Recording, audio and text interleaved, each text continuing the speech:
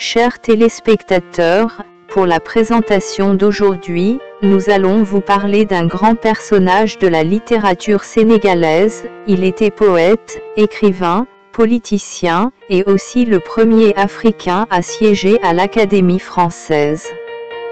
C'est lui qui avait approfondi le concept de « négritude ». Il fut l'un des plus grands écrivains de son temps. Il répond au nom de Léopold Sédar Senghor. Partant de nos recherches, Léopold Sédar Senghor est né le 9 octobre 1906 à Joal-Fadiouth, Sénégal. Il fut de nationalité sénégalaise et française. Son père s'appelait Basile Diogua Senghor et sa mère Nilan Ndiem Bakoum. Ses conjointes sont Ginette Ebou et Colette Hubert. Ses enfants, Francis Arfang, Guiwali, Philippe Maguilène. Sa religion fut le catholicisme. Parlant de ses études. C'était chez les pères spiritains à Gazobil au Sénégal que Léopold Sédar Senghor commençait ses études, puis au collège séminaire François Liberman à Dakar, puis au cours secondaire de la rue Vincent. Il était un bon élève, il avait la passion pour la littérature française.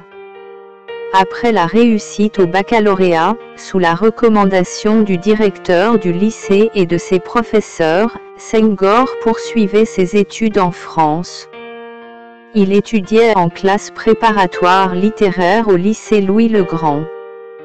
Puis à la faculté des lettres de l'Université de Paris et obtenait une licence de lettres en 1931.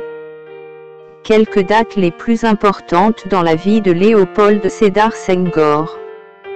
1935, il se présentait au concours d'agrégation de grammaire, et c'est là qu'il a dû faire une demande de naturalisation pour s'y présenter.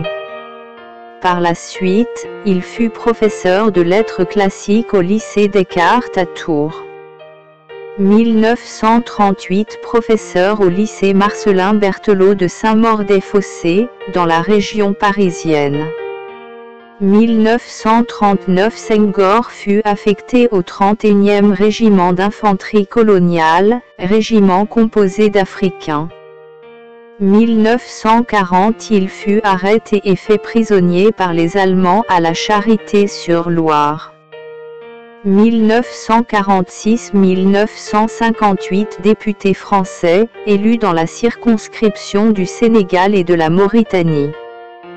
1959-1960, sénateur de la communauté française.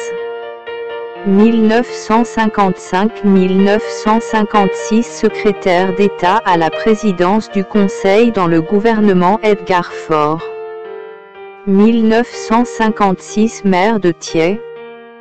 1959-1961, ministre conseiller du gouvernement Michel Debré. 1960-1980, président de la République du Sénégal. A rappeler, en parlant de la reconnaissance nationale et internationale, Léopold Sédar Senghor a été décoré plusieurs fois pour les services rendus tant au niveau national qu'international. Parmi lesquels, le collier de l'Ordre national du Lion, Sénégal, Grand cordon de l'Ordre du Mérite, Sénégal, Grand croix de la Légion d'honneur et de l'Ordre national du Mérite en France pour ne citer que celle-là. Léopold Sédar Senghor, docteur honoris causa à l'Université de Salamanque. Il est docteur honoris causa de 37 universités, parmi lesquelles Université Paris-Sorbonne, Université Harvard pour ne citer que celle-là. Il obtenait plusieurs distinctions académiques, telles que membre de l'Académie française, membre étranger de l'Académie nationale des sciences, belles-lettres et arts de Bordeaux, etc. et ainsi des récompenses et des hommages à travers le monde. Présentation des œuvres principales de Léopold Sédar Senghor.